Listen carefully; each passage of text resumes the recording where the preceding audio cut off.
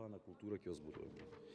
Благодарам, почитувам председателя, почитувам Коцик, вака искрено многу малку ми е време, а имам повеќе работи кои што сакам да ви кажам. Најпрво, ако бевте волку убедлив, ќе победевте пред 3 месеци, и ако ви веруваше народот, ќе ви слушаше до крај, а не овака како што набројувате нешто без веза. И денес наместо да говорите вие за замениците министри, вие кажувате некои приказни кои што ви се напишани од партија. Сега вие сте топ-шоп влада. Зошто сте топ-шоп влада? Од 66-то место на индексот за корупција идете до 111-то и сега кажувате сега се вративме на 90-то место и во е успех. Не е успех, срамота е.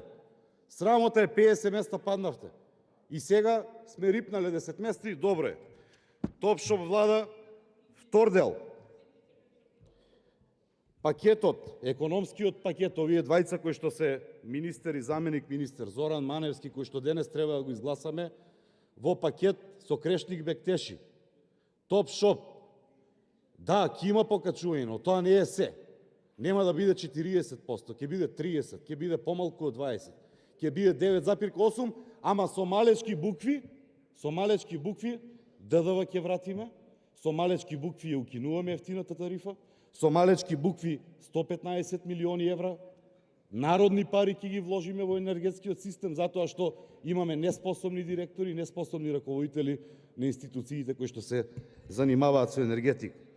Вие браните нешто што не се брани, го браните Беким Реджепи, министерот, односно заменик министерот за транспорт и врски. Човекот кој што 4 километри автопат од Катланово до Петровец цела година не можат да го направат. 4 километри автопат се реконструира цела година, се плаќаат патарини, не е мрднато од падурини, машини нема веќе неколку месеци. И вие треба за ова да говорите, а не треба да кажувате како било пред 10 години или како било сега, 5 години сте на власт. Срамота е у каква состојба ја донесовте државата. Па сега ќе кажувате сте покачиле минимална плата. Ниту ги заштитивте потрошувачите од зголемувањето на цената на нафтата, а тоа е во рацете и на собранието, и во рацете на регулаторната комисија, која што нормално тука Крешник Бектеши си прави некакви експерименти. Понатаму, за здравството. Еве, ајде вие кажете.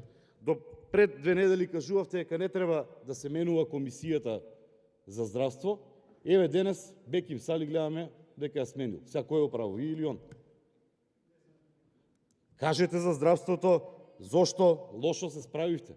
И овие тука што се заменици министри кои што треба да ги бираме, треба вас да ви одговараат и нас да ни одговараат.